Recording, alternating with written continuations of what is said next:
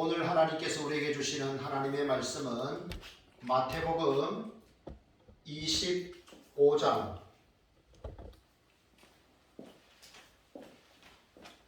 31절에서 46절까지입니다.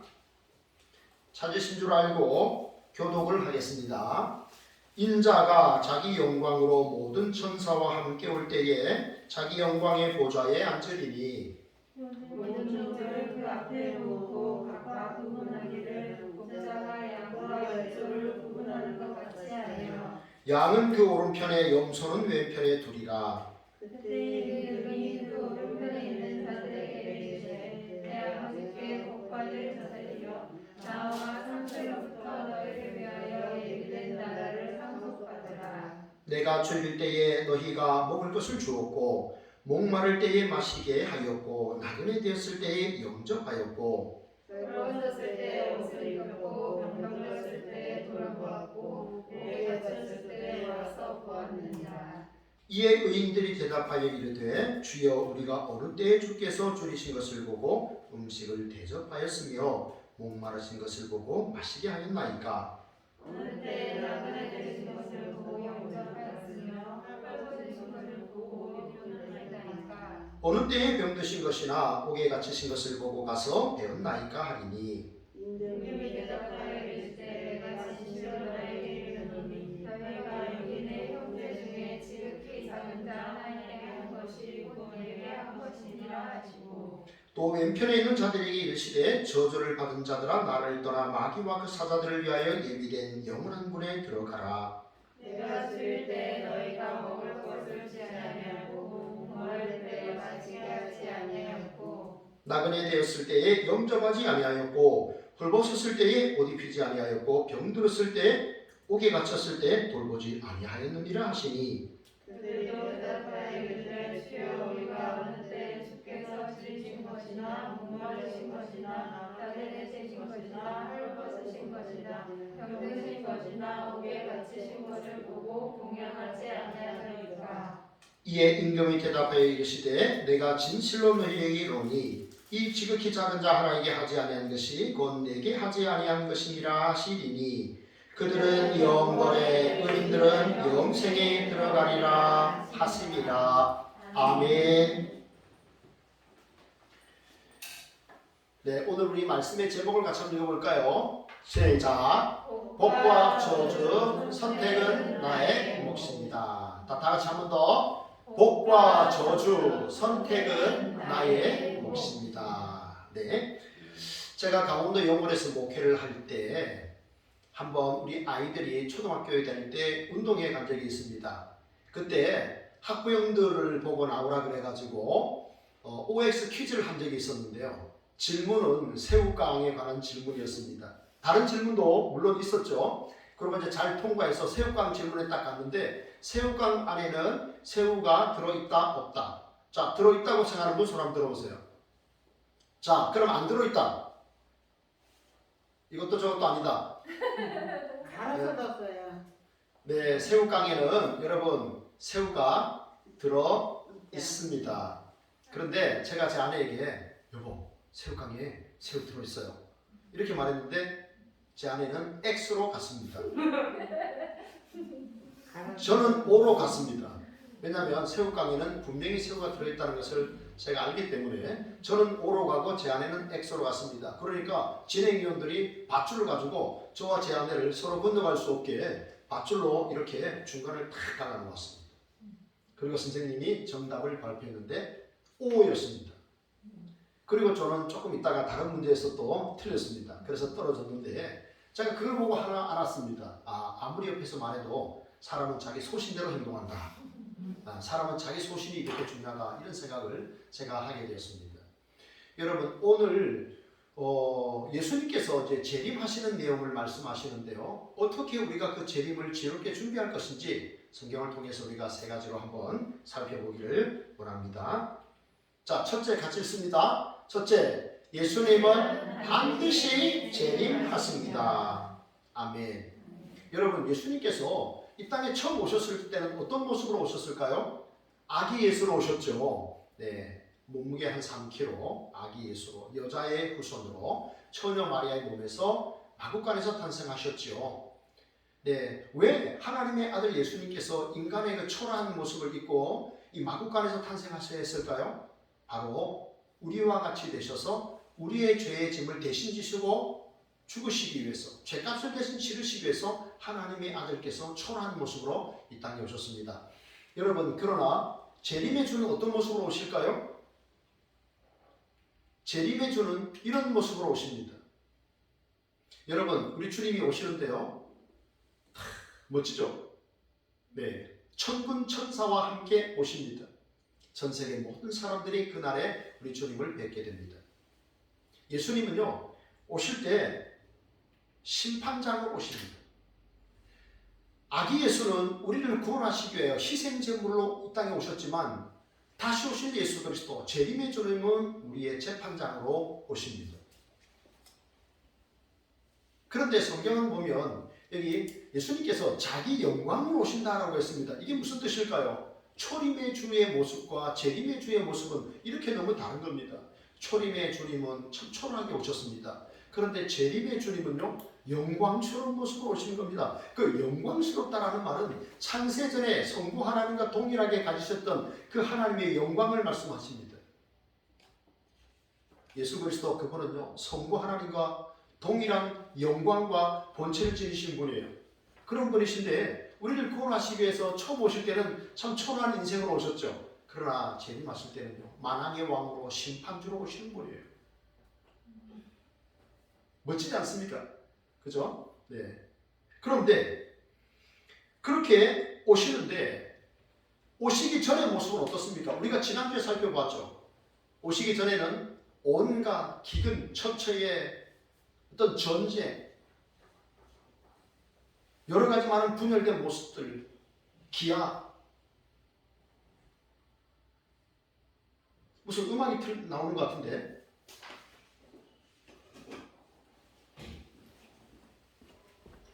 네, 그래서 처처의 이러한 기근, 네, 제 말이 맞죠? 네, 음악이 흘러나오고 있었어요. 자, 그런데 그런 많은 그 현상들이 생길 때 여러분, 우리는 어떻게 해야 됩니까? 지난주 우리가 살펴봤지만 그 날에 대해서 우리가 집중할 필요는 없다는 겁니다. 주님이 언제 오실까? 그 날은 언제일까? 거기에 집중할 필요는 전혀 없는 것이죠. 다만 뭡니까? 주님께서 오신다는 사실, 그리고 재판장으로 오신다는 사실, 영광의 주님으로 오신다는 사실을 우리가 기억을 하셔야 됩니다. 그러면 저기에 보면 이제 예수님께서 천사들과 함께 오시는 모습을 보게 되는데요. 그 천사 역할이 있습니다. 천사 역할은요, 의인과 악인을 구분해내는, 그래서 그 사람들을 모으는 그 일들을 천사가 하는 것을 우리가 볼 수가 있습니다. 여러분, 최근에 보니까요, 여기 이단에 속한 여기 하나님의 교회 사람들이 특별 새벽 기도를 하고 열심히 전도하는 모습을 보았어요. 제가 참 많이 아팠습니다.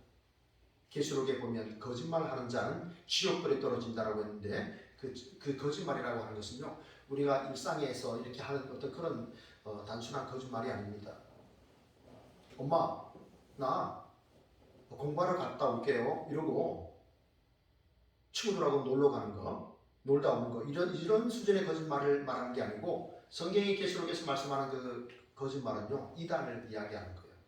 예수님에 대해서 다른 주장을 하는 사람들, 그런 이단들을 말하는 겁니다. 그래서 그 영혼들을 바라볼 때 참 마음이 무겁고 아팠습니다. 여러분, 예수님께서 다시 오신다는 것, 여러분, 우리는 그 일들을 여러분들이 기억을 해야 됩니다.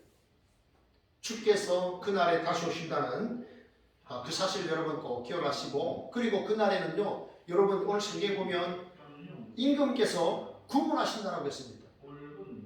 구분해내신다. 무슨 뜻입니까? OX 퀴즈를 보면 여러분, 사람을 O와 X로 나누고 진행위원들이 밧줄을 가지고 이렇게 중간을 쫙 가르잖아요. 그죠? 그런 것처럼 구분한다라는 말은 철저하게 분리해낸다는 뜻이에요. 철저하게 분리하는 거예요. 여러분, 우리가 세상을 사는 가운데는 선한 사람과 악한 사람이 함께 있습니다. 그죠? 네, 복받을 사람과 저주받을 사람이 함께 있죠. 그러나 심판장이 되시는 주님께서 영광스러운 모습으로 오셔서 모든 민족들을, 모든 사람들을 주님 앞에 세우십니다. 그때에 사람들은 철저하게 우편과 좌편으로 나눠집니다. 우편은 염소의 양의 편에, 좌편은 염소의 편으로 사람들을 그렇게 주께서 서로 넘어가지 못할 선을 그으시고 철저하게 분명하게 구별을 짓습니다. 주님이 오시면 그런 일이 이루어지게 되는 것입니다. 여러분, 주님이 재림하신다. 이 사실 여러분 항상 여러분 기억하시고 우리가 살아가셔야 되겠습니다. 그런 생각 없이 살아가는 사람과 그런 생각을 하고 살아가는 사람의 삶의 자세는 전혀 다른 것이죠. 여러분, 지난 금요일에 우리 저희 집에서 식사를 하지 않았습니까? 식사를 하고 마지막에 우리가 기도 제목을 나눴습니다. 기도 제목을 나눴는데 하은이가 이런 말을 했습니다. 올해는 시험을 안 치는데 내년에는 중간고사와 기말고사를 치릅니다. 공부를 잘할 수 있도록 기도해 주세요라고 했습니다. 그렇습니다. 여러분, 학생들이 시험이 있다는 것과 시험을 안 친다는 것은요, 준비하는 자세가 너무 달라요. 그렇죠? 이제 4월이면 중간고사가 있고 6월이면 기말고사가 있다. 중간고사 시험을 친다. 기말고사 시험을 친다. 라고 할 때 학생들이 교과서를 대하는 자세가 다른 거예요. 선생님이 수업 시간에 강의하는 그 내용에 집중하는 거예요. 여러분, 우리가 예수님께서 재림하신다라고 하는 그 사실을 생각할 때 우리의 삶의 자세는 분명히 달라집니다. 그날을 생각하시고 지혜롭게 준비하는 우리 성도님들이 다 되시기를 주님의 이름으로 축복합니다. 아멘. 자, 둘째, 시작. 그때 복받을 사람들이 있습니다. 여러분, 오늘 성경에 보면요, 예수님께서 처음에 본인 스스로 소개하실 때 인자라는 말씀을 하시는데 그 다음에 임금이라고 소개를 합니다. 예수님은요, 만왕의 왕이십니다. 그리고 주님 재림하시는 그때 심판주로 이 땅에 오시는 거예요. 모든 사람들을 주께서 심판하십니다. 자, 그런데 사람들을 오른편과 왼편으로 양의 자리, 오른편 자리와 왼편의 자리로 예수님께서 다 확실하게 구분해 놓으시는데 그 사람들을 향해서 칭찬하는 사람들이 있습니다. 예수님께서 그 사람들을 의인이라고 칭찬하는데요. 여기 의인이라는 말은 하나님을 믿는 사람들, 그리고 하나님의 마음을 헤아려 선행을 행하는 사람들, 그 사람들을 의인이라고 말합니다. 단순히 하나님을 내가 믿는다, 예수님을 나의 구세주로 믿는다로 끝나는 것이 아니라 그래서 선을 행하는 사람들, 그 사람들은 의인입니다. 자, 예수님께서 의인을 칭찬하시는 내용을 보십시오. 내가 줄일 때에 너희가 먹을 것을 준다. 내가 목마를 때 너희가 마시게 했다. 내가 나그네 되었을 때 영접했다. 그러니까 이게 무슨 뜻일까요? 외롭게 사는 사람들을, 힘겹게 사는 사람들을 잘 대접했다는 겁니다. 그리고 이어서 내가 헐벗었을 때 너희가 옷을 입혔고 병들었을 때 돌봐주었고 감옥에 갇혔을 때 와서 보았다. 이게 무슨 뜻일까요? 한마디로 하면 돌봄입니다. 돌봄. 요즘 여러분 케어라는 말 많이 들으시잖아요. 돌봄이에요. 돌봄. 여러분, 비발디가 작곡한 사계라는 노래 음악 여러분 아시죠? 봄, 여름, 가을, 겨울.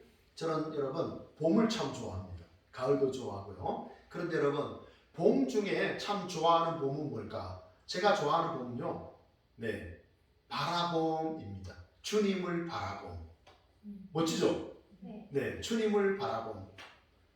봄은 참 좋은데 우리가 바라봄, 주님을 바라봄 얼마나 좋습니까? 그리고 또 주님은, 제가 좋아하는 봄은 주님을 바라봄인데 주님은 어떤 봄을 좋아하실까?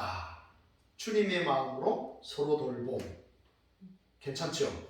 네, 주님이 좋아하시는 봄은 주님의 마음으로 서로 돌봄. 우리는 주님을 바라봄. 주님께서는 주님의 마음으로 서로 돌봄. 이것을 얼마나 기뻐하실까 하는 생각을 해봅니다. 여러분, 우리는요, 하나님의 자녀입니다. 그러면 하나님의 자녀는 세상 사람들과 뭐가 다를까요? 하나님의 자녀는 어떻게 되느냐? 하나님을 내가 믿는 거예요. 하나님께서 2000년 전에 보내주신 하나님의 아들 예수님을 내가 나의 구세주로, 나의 주인으로 모셔드리는 거예요. 영접하는 거죠. 그렇죠? 누구든지 민족을 초월하고 나이를 초월하고 성별을 초월하고 누구든지 하나님께서 2000년 전에 우리를 위해서 보내신 예수님을 나의 구세주, 나의 주인으로 모시기만 하면 하나님의 자녀가 되는 줄 믿습니다. 그러면 하나님의 자녀가 된 사람들은 어떻게 살아야 되느냐? 하나님께서 나를 사랑하신 것처럼 나도 하나님을 사랑해야 됩니다. 내가 하나님의 사랑을 먼저 받았습니다. 그렇기 때문에 나도 하나님을 사랑하며 사는 겁니다. 그 다음에는요, 어떻게 살아야 됩니까? 이웃을 사랑해야 됩니다. 한 율법사가 예수님께 물었죠. 율법 중에 최고의 율법이 뭡니까? 라고 하니까 내 마음과 목숨과 뜻을 다해 주의 하나님을 사랑하라. 그리고 둘째도 그와 같으니 내 이웃을 내 자신같이 사랑하라. 이것이 온 율법과 선지자의 강령이니라, 요약이니라 이 말이에요. 성경의 요약은 하나님 사랑, 이웃 사랑입니다. 그러면 우리는 하나님을 사랑해야 되고 동시에 나의 이웃을 사랑해야 됩니다. 그게 우리의 사명인 거예요. 여러분, 내 이웃은 누구일까요? 제 아내가, 제 남편이 내 이웃이에요. 가장 가까운 이웃은 내 가족이에요. 내 자녀, 내 부모님, 가장 가까운 이웃이에요. 그리고 점점 더 나아가는 거예요. 그 이웃의 범위가 확장되는 것이죠. 요한일서 4장 20절을 말씀합니다. 누구든지 하나님을 사랑하노라 하고 그 형제를 미워하면 이는 거짓말하는 자니 본인과 그 형제를 사랑하지 아니하는 자가 보지 못하는 바 하나님을 사랑할 수 없느니라. 우리가 이 계명을 주께 받았나니 하나님을 사랑하는 자는 또한 그 형제를 사랑할지니라. 아멘. 여러분, 우리 그리스도인들은요, 하나님의 자녀들은 누구나 하나님을 나는 사랑합니다 라고 말합니다. 때로 감정이 상할 수도 있고 때로 어떤 억울한 일, 아픈 일을 당했을 때 하나님께 실망하기도 합니다. 하나님 어떻게 그럴 수 있습니까? 라고 말할 수 있죠. 그러나 그러다가도 다시 하나님께 무릎을 꿇습니다. 그런데 이웃 사랑은요, 그렇게 말처럼 쉽지 않아요. 내 이웃을 내 자신같이 사랑하라 그랬는데 여러분은 혹시 누가 나를 자기 자신처럼 나를 사랑하는 그런 분이 있을까? 누가 있을까요? 오늘 교회 학교에 요한이가 왔습니다. 요한이가 먼저 전화를 했습니다. 목사님, 지금 예배 드리는 시간이죠? 그렇지, 저 지금 갈게요. 그러더니 조금 있다가 교회 문을 열고 들어왔어요. 저는 오늘 우리 하은이가 어른 예배에 참여한다 그래서 기도하고 시간을 보내고 있었는데 요한이가 전화를 와서 깜짝 놀랐어요. 어제 제가 기도를 했거든요. 하나님, 믿음이 회복되고 하나님 앞에서 아름다운 삶을 살아갈 수 있도록 우리 요한의 가정에, 요한의 삶의 은혜를 베풀어 주십시오. 이런 기도를 했거든요. 정말 성도는 목사의 눈물을 먹고 산다는 그 말에 제가 기도를 했습니다. 그런 간절한 기도를 했는데요. 요한이가 먼저 전화를 한 거에 깜짝 놀랐어요. 그러고 이제 말씀을 전하는 가운데 요한이에게 그런 사람이 있느냐라고 물었어요. 정말 나를 위해서 이렇게 나 자신을 자기 자신처럼 사랑해주는 그런 사람이 있을까? 라고 했더니 요한이가 가족이라고 그랬어요. 그래서 제가 질문을 했어요. 만약에 저쪽에서 총알이 날아오는데 3명의 가족이 있는데 그럼 누가 이 총알을 맞아야 될까라는 말을 물어봤어요. 질문했어요. 저쪽에서 누가 총을 쐈을 때 우리 가족이 3명인데 그럼 누가 그 총알을 맞아야 될까? 이렇게 했더니 요한이가 제가 맞을게요. 그렇게 말했을까요? 그렇게 말하지 않았어요. 뭐라고 말했냐면 요한이가요, 아빠가요.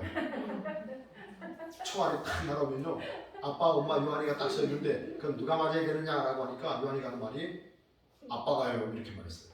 저는요, 요한이가 제가 맞아야죠. 그렇게 말할 줄 알았는데 아니었어요. 아빠가 나이가 많으니까. 그래서 목사님 제가 그랬어요. 그럼 목사님 집에는 그럼 목사님이 맞아야 되겠다 이런 생각을 이렇게 말을 했어요. 우리는 사람은요 참 이렇게 누군가가 자기 자신처럼 나를 사랑한다. 더 나아가서는 나는 과연 그 사람처럼 그 사람의 몸처럼 내가 그 사람을 사랑할 수 있겠는가 생각할 때 참 우리는 다 쉽게 말할 수 없어요. 인간은 누구나 자기중심적이에요. 인간의 자아와 이기적인 마음이 여전히 우리 안에 남아있기 때문에 그렇습니다. 그래서 참 이 수준이 어렵습니다. 그런데 실로 이 일을 행하신 분이 계시죠. 누가 계십니까? 예수님이세요. 예수님은 하나님의 아들이신데 인간의 몸을 입고 이 땅에 오셨죠. 예수님께서 뭐라고 말씀하십니까? 요한복음 13장에 보면 십자가 지시기 전에 이제 너희가 서로 사랑하라. 내가 너희를 사랑한 같이 너희도 서로 사랑하라. 너희가 서로 사랑하면 이로써 너희가 내 제자가 되리라라고 하셨어요. 서로 사랑하는 것. 내가 너희를 사랑하는 수준으로 예수님 모델을 보여주신 거예요. 여러분 아파트 짓기 전에 모델 하우스 먼저 짓잖아요. 네, 그렇듯이 예수님께서 사랑의 모델이 되어주신 거예요. 내가 너희를 사랑하는 것 같이 너희도 서로 사랑하라. 이로써 너희가 내 제자인 줄 모든 사람이 알리라 하셨어요. 우리가 주님의 마음으로 그런 사랑을 할 때, 그런 사랑을 살아가려고 애쓸 때 세상은 우리가 예수님의 제자라는 것을 알게 되는 거예요. 그게 복음을 전하는 거예요. 여러분, 우리가 이웃 사랑하는 그것이 눈에 보이는 복음이에요. 그죠? 눈에 안 보이는 복음, 하나님의 사랑, 그 아들 예수 그리스도를 통해서 우리에게 보여주신 그 사랑을 오늘 우리는 이웃에게 어떻게 보여줄 것인가? 어떻게 복음을 눈으로 보여줄 수 있는가? 이웃 사랑을 실천하는 것. 그것이 오늘 우리가 복음을 실천하는 거예요. 특별히 예수님께서 여기 지극히 작은 자 한 사람이 한 것이 곧 내게 한 것이라 이렇게 말씀하셨어요. 주님은 이웃에게 너무너무 관심과 사랑을 가지고 계시는 거죠. 여러분 혹시 저 책 읽어보셨습니까? 저 책 구두 수성공이 만난 하나님, 러시아의 대문호 톨스토이가 쓴 작품인데요. 마틴이라는 주인공입니다. 저 구두 수성공은 마틴이라는 주인공인데 이 사람 굉장히 젊은 아주 경건한 그리스도인이었어요. 구두 수성공의 직업을 하면서도 늘 하나님을 가까이, 늘 성경을 가까이 했던 인물인데 어느 날 저는 그날도 습관처럼 성경을 읽었어요. 그런데 마틴 이라고 불렀어요. 누가. 그래서 돌아보니까 아무도 없는 거예요. 그런데 소리가 들리니까 누구세요? 라고 물었어요. 그러니까 예수님께서 나야, 나 예수야 그랬어요. 그럼 사실 말씀이 내일 내가 너희 가게로 갈게 이렇게 말씀하고 사라졌어요. 마틴이 예수님께서 내일 우리 가게 오신다고? 너무 기뻤어요. 그리고 그 다음날, 그날은 성탄절 이브였는데 주님이 오신다고 했기 때문에 그날도 구두 빵을 열었어요. 계속 문을 주시하면서 구두 수선을 하고 있었어요. 그런데 주님은 오시지 않았어요. 그런데 이렇게 들어보니까 밖에서 누군가가 눈 쓰는 소리가 들린 거예요. 나가보니까 할아버지 한 분이 청소를 하고 있는 거예요. 그분은 환경미화원이었어요. 연세가 많았지만 가난했기 때문에 그 청소 일을 할 수밖에 없었어요. 그래서 마틴이 할아버지 잠시 들어오세요 라고 해서 따뜻한 차를 한 잔 드렸어요. 이 할아버지 하시는 말씀이 내가 이렇게 오랫동안 길거리 청소하는 이런 환경미화원으로 일하고 있었는데 이렇게 따뜻한 환대를 받는 건 오늘 처음입니다. 그러셨어요. 그러면 이제 그 할아버지를 또 보냈어요. 그 다음에 또 시간이 지났는데 주님은 오시지 않았는데 누군가가 막 문을 두드리는 거예요. 저기 오세요. 저 좀 들어갈 수 있나요? 이렇게 막 보니까 한 젊은 여인이 정말 허름한 옷을 입고 아기를 업고 있었어요. 그래서 여인으로 하여금 들어오게 했어요. 보니까 굉장히 힘들어 보였어요. 그래서 따뜻한 차도 대접했어요. 그리고 편히 쉬게 했어요. 그리고 여자가 나갈 때는 아이에게 우유값이라도 하십시오라고 해서 돈을 좀 드렸어요. 그리고 보니까 그 추운 겨울에 너무 옷이 추워 보였어요. 그래서 두꺼운 외투를 입혀드렸어요. 그리고 그 여인을 보내드렸어요. 그리고 이제 시간이 지났는데 주님이 오시지 않았어요. 그래서 이제 가게 문을 닫아야 되겠다라고 하는데 밖에서도 누군가가 노크를 하는 거예요. 보니까 누가 봐도 한눈에 봐도 완전 거지 중에 상거지였어요. 그런데 이 사람이 접선을 좀 해주십시오. 좀 돈 좀 주십시오. 이렇게 말을 한 거예요. 그래서 이 마틴이 그날 구두 수선을 하고 번 모든 돈을 이 남자에게 다 줬어요. 그리고 주는 것이 받는 것보다 기쁘다고 하는 이 주는 자의 행복을 너무너무 크게 느꼈어요. 주님은 오시지 않았어요. 그래서 이제 가게 문을 닫고 이제 집에 갔어요. 그리고 이제 그날 그 저녁에도 이제 성경을 읽었어요. 그런데 밖에서 또 음성이 들렸어요. 마틴! 깜짝 놀랐어요. 누구세요? 나 예수야. 아 그래요? 근데 주님이 하신 말씀이 나 오늘 너희 가게에 갔었어. 그런데 그 음성과 함께 할아버지의 모습이 쫙 지나갔어요. 그리고 아기 입은 젊은 여자의 얼굴이 쫙 지나갔어요. 그리고 거지 중에 산 거지 그 남자의 모습이 쫙 지나간 거예요. 마틴이 깨달았던 거죠. 하루 종일 주님이 오신다고 했는데 하루 종일 주님이 안 오신 줄 알았는데 생각해보니까 하루 종일 내가 주님을 만난 거예요.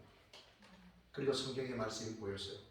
여기 지극히 작은 자 하나에게 한 것이 곧 내게 한 것이라. 여러분, 예수님께서 오늘 이 시대에 우리를 찾아오시는데 참 연약한 자, 약한 자 그런 모습으로 주님께서 오신 것을 보게 됩니다. 여러분, 여기요 지극히 작은 자라는 이 말은요 가장 보잘것없는 자, 세상에 아무런 영향도 끼칠 수 없는 그러한 사람, 무시받는 사람, 이것이 바로 지극히 작은 자의 모습입니다. 그런데 예수님께서는요 그런 지극히 작은 자 한 사람과 자신을 동일시하고 계시는 것을 볼 수가 있습니다. 여러분, 세상에서 무시받고 아무 영향력도 끼칠 수 없는, 정말 어쩌면 학생들 중에는 왕따 같은 사람이랄까요? 정말 그렇게 힘겹게 살아가는 그러한 사람들, 그 사람들을 영접하는 것이 곧 예수님을 영접하는 것이고, 예수님께서 하신 말씀, 나를 영접하는 사람은 곧 나 보내신 이를 영접하는 것이라고 말씀하셨습니다. 여러분, 잠언 19장 17절은 말씀합니다. 가난한 자를 불쌍히 여기는 것은 여호와께 구워주는 것이니 그의 선행을 그가 갚아주시리라. 여러분, 우리가 주님을 믿는 주의 백성들에게 이렇게 관심을 갖는 것, 그것이 오늘 주님께서 기뻐하시는 일임을 알게 됩니다. 여러분, 교회는요 예수 그리스도의 몸이에요. 우리는 그 몸의 지체입니다. 그리고 교회 머리는 주님이십니다. 우리와 주님은 서로 뗄래야 뗄 수 없는 그러한 관계에 있습니다. 여러분, 그렇기 때문에 우리가 이러한 사람들에게 하는 그것에 대해서 이게 바로 예수님께 하는 것이구나, 여러분 그러한 믿음을 가지고 그들을 잘 섬기고 여러분 돌보시는 삶을 살기를 바랍니다. 아멘. 돌보고 섬기는 것 주님께 한 것입니다. 그들이 받을 복이 무엇입니까? 34절에 나오지요. 내 아버지께 복받을 자들이여 나와 창세로부터 너희를 위하여 예비된 나라를 상속받으라 라고 말씀했습니다. 내 아버지께 복받을 자들이여 라고 말씀했는데요, 원어 성경을 보면 복받은 자들입니다. 이미 과거형이에요. 이미 그들이 다른 사람을, 그 연약한 사람들을 돌보고 서로 돌보고 섬기는 그때 이미 복을 받은 거예요. 이미 그들의 마음에 하나님의 나라가 도래한 거예요. 그래서 내 아버지께 복받은 자들이여라고 성경이 말씀하고 있죠. 그리고 결국 그날에 그들이 복을 받는 거예요. 창세로부터 예비된 그 복, 그 나라를 상속받게 되는 거예요. 여러분, 하나님께서 즉흥적인 분이 아니십니다. 하나님이 그렇게 즉흥적으로 처음부터 만들어 놓았다가 기분 나쁘시면 지옥도 갑자기 만들어 놨다가 그런 분이 아니에요. 이미 창세로부터 예비하신 그 나라입니다. 우리를 위해서 예비하신 그 하나님의 나라, 새 하늘과 새 땅이 우리를 위해서 예비된 줄로 믿습니다. 여러분, 눈에 안 보이는 예수님 자꾸 보려고 하지 마세요. 네, 주님 언제 오십니까? 시험 날짜 언제예요, 선생님? 그렇게 자꾸 여러분 묻지 마시기 바랍니다. 주님은 오십니다. 그날과 그때를 묻지 마시고 눈에 안 보이는 예수님 자꾸 보려고 하지 마시고 우리 주변에 있는 지극히 작은 자를 여러분 보십시오. 반드시 주님께서 우리 곁에 그런 분들을 붙여주신 줄 압니다. 여러분, 우리의 습관이 영성입니다. 그 습관이 우리의 영원한 삶을 좌지우지합니다. 주님께서 기뻐하시는 작은 자를 향해서 돌봄을 실천하셔서 주님 앞에 복받을 자들, 예비된 하나님의 나라를 상속받는 사랑하는 성도님들이 되시기를 주님의 이름으로 축복합니다. 셋째입니다. 셋째, 그러나 저주받은 사람들도 있습니다. 여러분, 우리가 그 뒤에 41절 이후의 말씀을 제가 보지는 않겠습니다. 그런데 여러분, 이들이 왜 저주를 받은 걸까요? 이들이 왜 저주를 받은 걸까요? 그들이 저주를 받을 만한 어떤 행동을 했습니까? 어떤 악한 행동을 했습니까? 여러분, 사실은요, 그들은 적극적으로 어떤 악을 행한 것은 아닙니다. 본문을 잘 보세요. 그들이 무슨 악을 행했습니까? 그들은 적극적으로 악을 실천하지 않았습니다. 그런 사람은 아니었어요. 그런데 그들은 뭘 안 한 겁니까? 소위 말하면 다른 사람들이 기대하는 그 기대치를 실행하지 않았다는 거예요. 적어도 당신이라면, 적어도 정말 하나님을 믿는 사람이라면 이웃이 기대하는 그 기대치가 있습니다. 그런 것을 실천하지 않았다는 거죠. 적극적으로 악을 실천하지 않은 것이 아니라 마땅히 해야 되는 그 의무, 그 선행들을 그들이 무시한 것입니다. 그런데 그들의 그 행동 때문에 그들이 심판을 받게 되었습니다. 여러분, 믿음과 행함은 별개의 것일까요? 우리가 어떻게 구원을 받습니까? 사람은 어떻게 구원을 받습니까? 예수님을 믿음으로, 하나님을 믿음으로 우리가 구원을 받습니다. 우리는 행위로 구원을 받지 않습니다. 어떤 행위도 우리의 구원의 근거가 될 수 없습니다. 그러나 여러분, 하나님을 믿는 사람, 하나님을 사랑하는 사람, 하나님을 경외하는 사람은 그 사랑과 경외감이 반드시 이웃 사랑으로 나타나야 합니다. 하나님 사랑은 이웃 사랑입니다. 이웃 사랑과 하나님의 사랑은 같은 수준으로 여러분 그렇게 생각하셔야 합니다. 야고보서 2장 22절에 말씀하고 있지 않습니까? 믿음은 행함과 함께 일하고 행함으로 믿음이 온전하게 되느니라 성경이 말씀하고 있습니다. 여러분, 예수님께서 그런 지극히 작은 자 한 사람에게 안 한 것이 곧 나에게 안 한 것이라고 했습니다. 여러분 생각해 보십시오. 바라봄, 주님을 바라봄, 주님의 마음으로 서로 돌봄, 이것이 우리에게 필요합니다. 여러분이 왼쪽 눈을 보실 때마다 그 이름을 바라봄이라고 생각하시고 오른쪽 눈을 바라보실 때마다 서로 돌봄이라고 한번 생각해 보십시오. 날마다 두 눈 가지고 뭘 볼 것인가 그런 거 잘 보시되 이 한 눈은 바라봄이요 한 눈은 서로 돌봄이구나. 여러분 그렇게 생각하시고 한번 세상을 살펴주시기를 바랍니다. 여러분 예수님은요 하나님의 아들이시면서 영광스러운 그 하나님의 아들께서 낮고 천한 인간의 몸으로 이 땅에 오셨습니다. 그렇게만 하셨습니까? 그분은 하나님의 아들이시면서 동시에 인간으로 오셨기 때문에 많은 사람들이 겪는 그러한 어려움들 겪으셨습니다. 그리고 심지어 그분은 십자가에 못 박혀 죽기까지 하셨습니다. 아니 죄가 없으신 하나님의 아들께서 왜 죄인의 모습으로 십자가에 달려 심지어 죽기까지 하셨습니까? 그 모진 고난을 손과 옆구리에 찔리시고 박히시고 그러면서도 마치 털 깎는 양처럼 아무 말씀하지 않으셨습니다. 당신을 조롱하는 그 군사들을 향해서 저주하지 않으셨습니다. 험악한 말씀을 하지 않으셨습니다. 그냥 십자가를 받아들이셨습니다. 왜 예수님께서 그 십자가의 모진 고난을 그대로 받아들였을까요? 그 옷 벗김을 당하고 채찍을 당하고 죽기까지 하시는 그 순환, 그 고난, 그 조롱을 예수님께서 왜 기꺼이 받아들이셨을까요?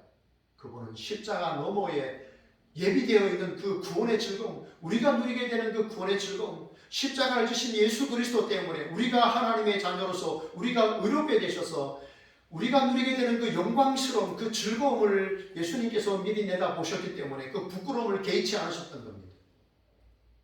예수님은 우리를 찾아오셨고 그렇게까지 하셨습니다. 그런데 우리는 어떻게 그렇게 교만하여서 하나님을 생각하지 아니하고 내 이웃을 생각하지 않는 겁니까?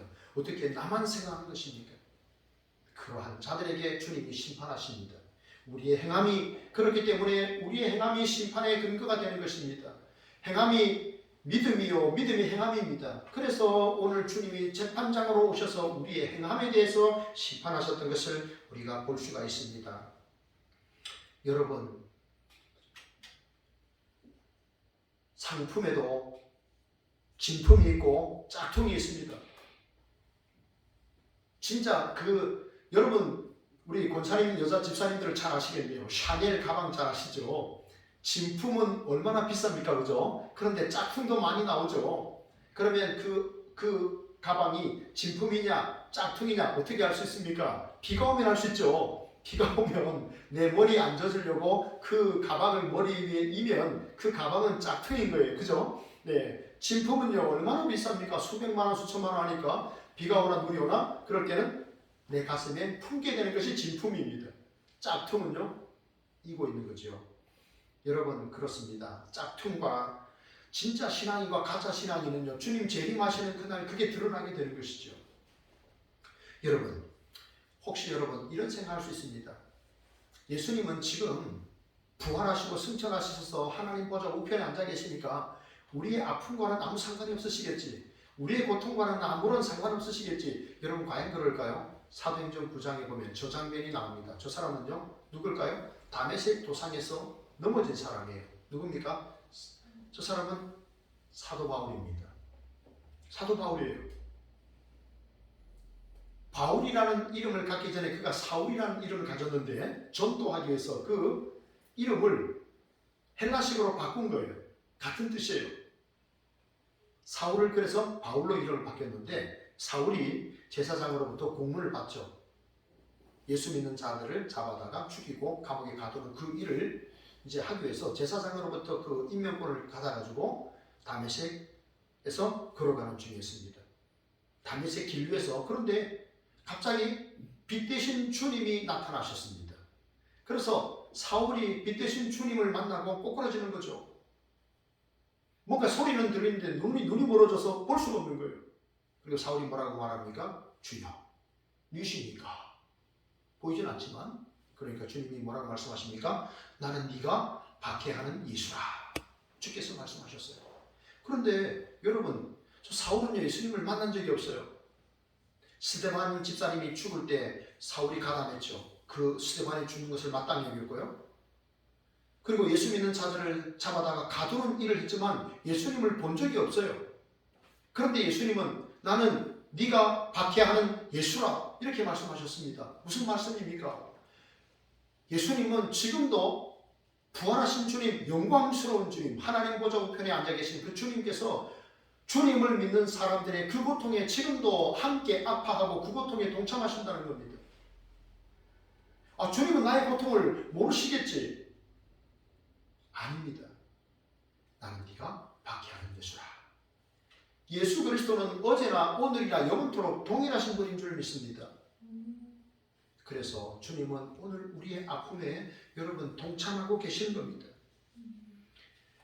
여러분, 성도의 선행은 단순히 윤리적 차원에서 하는 게 아니에요.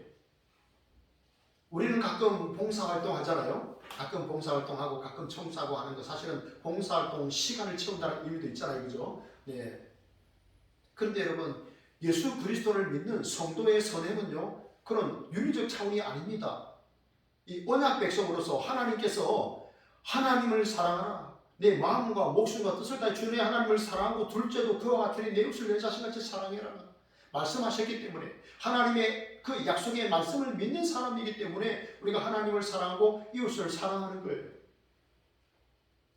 그냥 착하게 살려고 사람들에게 칭찬받으려고 하는 게 아니에요. 마땅히 하나님의 자녀이기 때문에 우리는 하나님의 자녀입니다. 그래서 하나님을 사랑합니다. 그래서 이웃을 사랑합니다. 그런 사랑, 그런 말씀을 근거로 해서 우리가 이웃을 사랑해야 됩니다. 여러분, 진정한 사랑은 보상을 바라지 않아요. 그죠? 네, 진정한 사랑은 보상을 바라지 않아요. 우리가 부모님들이 자녀를 무한히 사랑하시잖아요. 정말 내 손가락이 꺾여도 정말 다시 직장에 나가시잖아요. 여기 피가 출출 나도 다시 감싸고 또 치료받고 또 나가잖아요. 그 일을 그렇게 하시잖아요. 자녀들을 향한 부모의 사랑은요, 대가를 바라는 사랑이 아니잖아요. 그런데 여러분, 진정한 사랑은 여러분 대가가 옵니다. 우리 주님께서요, 주를 위해서 그렇게 수고하고 헌신할 때 무한한 보상을 해주십니다. 칭찬하시는 거예요. 그리고 예비된 하나님의 나라를 그들에게 상으로 주시는 거예요. 우리 주님께서 이러한 보상을 하십니다. 보상하시는 분이에요. 주님께서 너희가 행한 대로 내가 갚아주리라 했어요. 생명책에 이름이 기록된 사람들이 하나님의 나라에 들어가고 내가 행한 대로 갚아주리라 주님께서 일일이 기록하시고 기억하시고 갚아주시는 거예요. 어떤 신문에 보니까요, 이런 기사가 있어요. 노벨상을 타는 사람들은 노벨상을 타려고 연구하는 사람들이 아니라 그냥 순수 학문이 좋아서 연구를 할 때 그 사람들이 노벨상을 타게 된다라고 했어요. 내가 노벨상을 타야지 하고 어떤 연구를 하는 그 정도의 얄팍한 연구를 가지고는 노벨상을 탈 수가 없고, 학문이 좋아서 깊이 연구하다 보면 노벨상을 타게 된다는 것입니다. 여러분, 저와 여러분 핸드폰 있죠? 우리 핸드폰. 자, 여러분의 핸드폰에는 몇 명의 사람이 저장이 되어 있습니까? 제가 어젯밤에 제 아내랑 이야기를 하다가 제 카톡에 한 1,500명의 사람이 카톡에 있는 것을 보았습니다.